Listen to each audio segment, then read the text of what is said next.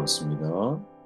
오늘 이사야 52장 마지막 말씀을 나누도록 하겠습니다. 13절 말씀이에요. 보라, 내 종이 형통하리니 밭으로 높이 들려서 지극히 존귀하게 되리라. 전에는 그의 모양이 타인보다 상하였고 그의 모습이 사람 기보다 상하였으므로 많은 사람이 그에 대해 놀랐거니와 그가 나라들을 놀라게 할 것이며 왕들은 그로 말미암아 그들의 입을 봉하리니 이는 그들이 아직 그들에게 전파되지 아니한 것을 볼 것이요 아직 듣지 못한 것을 깨달을 것입니다.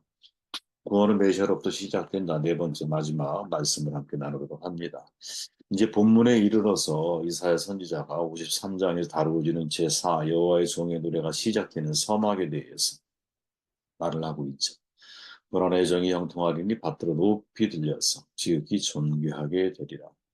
참마디가 보라라는 감탄사죠. 이사야는 이 말을 통해서 온 이스라엘 사람들이 관심을 집중해야 할 부분이 바로 메시아이심을 고백을 하고 있죠. 그분은 나의 종, 곧 여호와의 종이죠.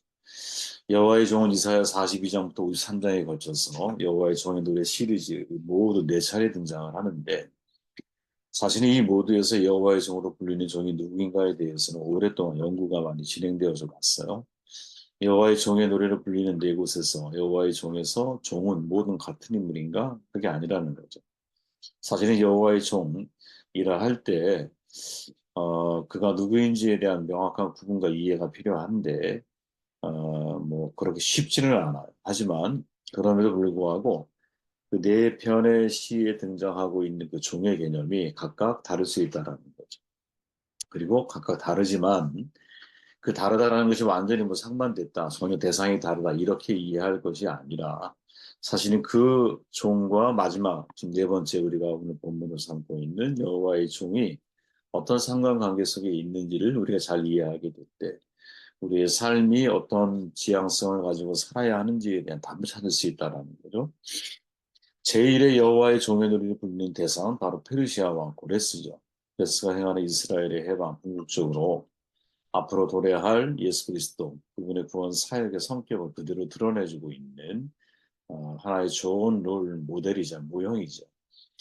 그리고 제2의 여호와의 종의 노래에 등장하는 종은 이사야, 이스라엘을 지칭한다라고 이야기를 해요. 그리고 제3 여호와의 종 노래에서는 이사야 자신을 가리키고 그리고 마지막 제4의 오늘 본문 여호와의 종의 노래에 이르러서는 이제 여기에 53장까지 연결이 되는 거죠. 메시아를 가리키는 거죠. 이 모두를 나의 종, 여호와의 종이라고 통일되게 부르는 것은 그 종이 하나님이 시키는 일을 하는 메시아와 그 메시아를 상징하는 메시아적인 인물이기 때문에 그러니까 메시아와 메시아적인 인물은 같은 게 아니에요. 그죠? 마치 모세 하면 여러분 출애굽의 대명사 아닙니까? 근데 모세의 삶 속에는 뭐가 있어요? 메시아적인 인물, 즉 예수 그리스도의 훗날 그 놀라운 구원 사역이 죄인을 이끌어서 하나님의 자녀 삼으시는 그 놀라운 사명의 길이 사실은 모세의 삶 속에 담겨져 있잖아요. 그죠? 그러니까 메시아적인 인물은 메시아는 아니지만 이제 메시아가 하는 일에 대한 상징적인 의미를 담고 있기에 사실은 중요한 모형이 될 수 있는 거죠. 그래서 여기서 모형론이라고 하는 말이 나오는 거예요. 그리고 이제 하나님께서는 메시아를 통해 구원을 이루실 것이고 그 메시아를 존귀하게 세우실 겁니다. 다음 장에 가보니까 그는 우리가 보기에 흠모할 만한 아름다운 것이 없도다. 메시아는 흠모할 만한 것이 없는 분처럼 보였지만 하나님께서 존귀하게 세우셨듯이 마치 같다라는 거예요. 모형적인 인물로서 우리 역시 흠모할 만한 것이 없지만 사실은 하나님께서 존귀하게 세우시는 삶을 살아내야 한다라는 거죠. 이게 중요한 오늘 우리가 던져야 할 질문 가운데 하나예요. 관심 가운데 하나예요. 여러분 우리가 성경을 해석할 때 중요한 이제 우리나라에서 흔히 예전에 이루어졌던 해석 중에 하나는 알레고리적 해석 또 하나는 모형론적 해석 방법이 있죠. 사실 둘 다 신중하게 해석해야 하는 방법들이거든요. 필요 없다 이 말이 아니라 신중하게 사실은 이런 해석을 할 때 성경을 바르게 해석할 수 있다라는 거죠. 조금이라도 우리가 여기에 대해서 무신경하게 긴장하지 않고 해석을 만약에 하게 되면 전혀 성경의 의미와는 상관없는 해석을 할 수 있는 경향성을 가지고 있는 게 이 알레고리적 해석과 모형론적 해석이거든요. 알레고리 말 그대로 성경의 문자하고 분명한 것 이면에 담긴 구절에 실제적인 의미가 존재한다고 믿는 해석 방법이거든요. 문제점이 뭐냐? 본문과는 전혀 상관이 없는 그런 이야기를 할 수 있는 해석의 함정이 있다라는 알레고리적 해석에. 뭐 쉽게 예를 들어서 여러분 사사기 7장에 가보면 기드온이 미디안 군대와 전투에 승리를 거두는 과정이 소개되잖아요. 이거를 해석할 때 어떤 분은 알레고리적 해석을 덧붙이면서 횃불은 하나님의 능력이 되고 항아리는 하나님의 능력이 발휘되는 것을 가로막는 데 아집과 교만이 된다. 이렇게 해석하거나 하나님의 능력은 교만의 항아리를 깨부술 때 비로소 역사하는 것이다. 이렇게 해석하거나 하나님의 능력과 영광이 밝게 빛을 발하는 순간 우리는 나팔처럼 담대하게 하나님의 역사를 기도하고 입술로 고백하고 찬송함으로 승리를 이끌어내야 한다. 뭐 이런 설교를 하는 분들이 계시거든요. 정말 알레고리적인 해석이죠. 이것뿐만이 아니에요. 사실 뭐 기도원과 관련돼서는 수많은 사람들이 알레고리 해석을 많이 하셔서 예를 들어 300용사를 뽑는 과정 있잖아요. 그래서 물을 떠서 먹어야 된다. 떠서 먹는 사람만이 이제 주의에 대한 어떤 이 집중력을 가지고 있는 그런 사람을 하나님이 300용사를 뽑았다. 이렇게 해석하는 경우도 있고 양털 시험 같은 경우도 여러분 얼마나 알레고리적인 해석을 많이 해요. 네. 정말 의미가 그거일까? 이거를 우리가 진지하게 생각해 봐야 한다라는 거죠. 그죠? 사실은 왜 300용사를 뽑았습니까? 그냥 가장 적은 수를 뽑은 거죠. 아주 간단하게 말하면. 하나님의 능력을 가장 잘 선보일 수 있는 방법이 뭐냐? 우리의 힘으로 전쟁에 승리하지 않았다는 것을 확인시켜주는 거잖아요. 바울이 왜 여러분 가시가 평생에 쫓아다닙니까? 자고하지 않게. 자기의 능력으로 얼마나 능력이 출중한 사람이에요. 학문적인 능력. 그러니까 자기의 능력으로 주의를 한 게 아니라는 사실을 사실 가장 명료하게 증명해 내려면 바울 자신에게 있어서 인생의 가시가 필요할 수 있다는 거죠. 근데 이거를 우리가 좀 잘못 알레고리적으로 해석을 하면 이런 상징적인 표현들에 대해서 특별히 요한계시록 같은 데 보면 얼마나 상징적인 단어들이 많이 나와요. 그래서 이런 것들을 전혀 본문과 상관없는 해석을 하는 경우들이 있더라는 거죠.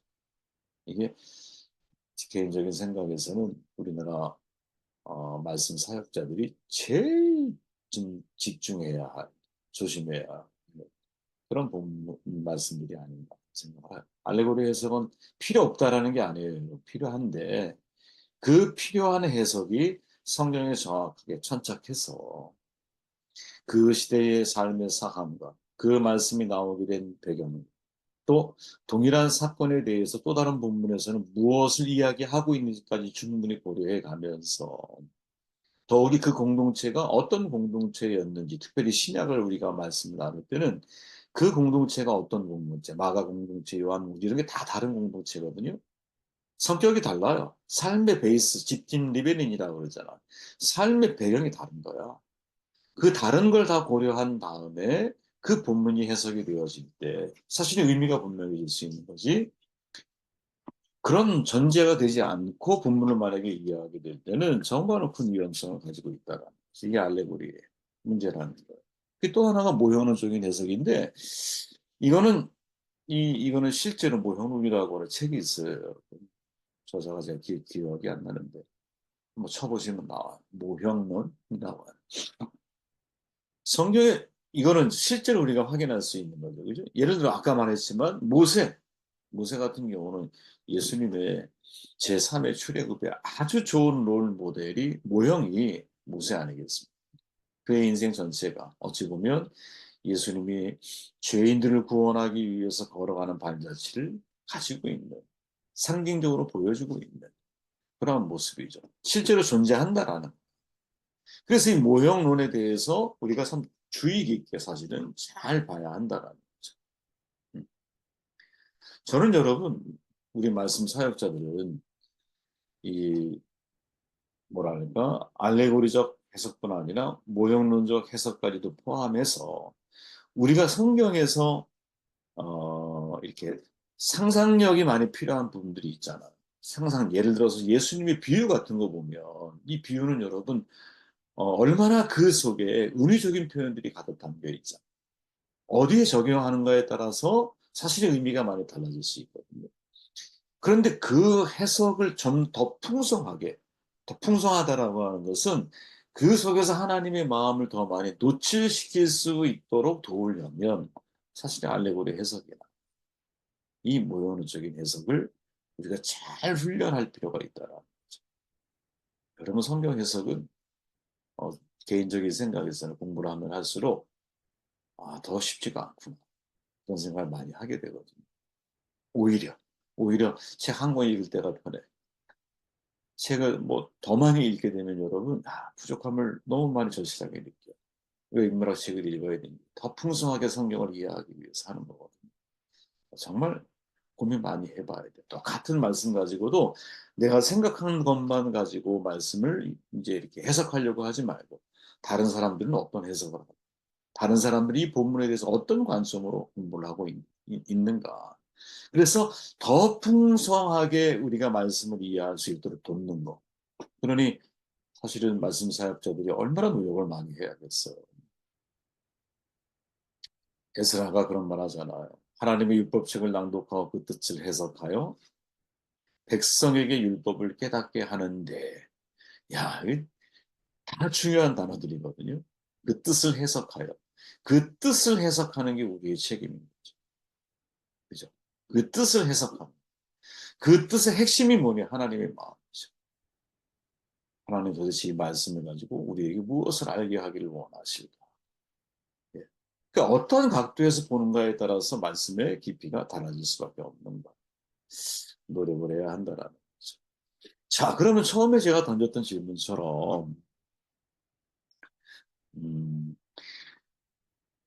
이제 여호와의 종의 노래가 1에서부터 4편까지 있단 말이에요. 그중에 1, 2, 3편은 사실은 그 속에 모형론적인 사람들이 소개되고 있는 거야.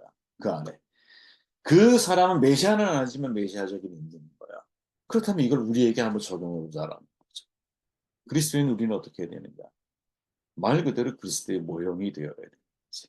왜 그리스도인 자체가 그 의미 자체가 그리스도를 담고 있잖아. 그리스도인으로서 그리스도의 모형이 되는 삶을 내가 살아가기 시작할 때 하나님께서 우리를 존귀한 사람으로 세우시는 것이 아니에요. C.S. 루이스가 쓴 순전한 기독교라고 하는 책에 보면 하나의 이야기가 소개되거든요. 늘 가면을 쓰고 살아야 했던 한 남자의 이야기야. 가면이 아주 잘생긴 가면이었어요. 자기 얼굴과는 달라. 너무 잘생긴 가면이었어. 그 남자의 생김새는 미안하게 생긴 남자였어요, 원래. 그러니까 자기보다 훨씬 더 잘생긴 가면을 쓴 거야. 수년간 가면을 써야 했어요. 근데 어느 날 가면을 딱 벗는 순간 자기 얼굴이 가면의 얼굴로 바뀌어 있었어요. 진짜 미남이 된 거야. 이걸 C.S. 루이스가 뭐라고 표현하냐면 위장이 현실이 되었다. 이렇게 표현. 어, 거짓말도 100번 하면 진실이 된다 그러잖아. 그죠? 큰 바위 얼고 나다의 호선에 그죠? 내가 전설 속의 인물을 따라 했더니 그 전설 속의 인물이 내가 되잖아. 그런 거라는 거죠. 그런 거. 부부는 닮는다 그러죠. 실제로. 이걸 실험에 의해서 밝혀진 거예요. 사진을 쭉 넣고 부부같이 느껴지는 사람을 모으라 그랬어. 근데 66%가 성공을 해요. 참여한 사람들이. 대단한 거죠. 이건 개도 마찬가지예요, 여러분. 요즘에 뭐, 그 뭐라 그러죠? 집에서 키우는 게, 그 개를 이제 주인이 고르잖아요. 그 주인이 개를 선별할 때 자기랑 똑같은 개를, 자기랑 느낌이나 이미지가 비슷한 개를 고른다는 거야. 그래서 개와 견주를 이 사진으로다가 이렇게 실험을 한 게 있어요, 여러분. 근데 몇 년을 같이 살잖아? 그럼 똑같아. 비슷해, 진짜. 이 개를 보면 견주가 생각이 나. 이게 우리한테 정말 전해지는 교훈이 크죠. 야, 정말 내가 흉내를 내면 닮는구나. 우리가 메시아입니까? 아닙니다. 우리가 예수님이니까 아니에요, 우리. 그러나 분명한 것은 우리가 예수님을 흉내내고 위장이 현실이 되었다. 내가 비록 내 얼굴을 추악하고 비록 내 내면은 죄투성, 비록 내 속은 아직도 오라 나는 곤고한 자로다. 이것을 고백할 수밖에 없는 모습이라 할지라도 가면을 쓰거라. 그죠? 우리가 예수님을 흉내내다 보면, 즉 모형론적인 삶을 내가 살아가려고 노력하다 보면 결국 하나님이 우리를 어느 순간에 존귀한 자리에 세우는 것이 아니에요. 우린 예수님이 아니에요. 단지 예수님을 따르려고 노력하는 사람일 뿐이지. 하지만 그 위장처럼 보이는 삶이, 그죠? 그게 우리의 현실이 될 때가 분명히 있지 않은 이런 기대감을 가져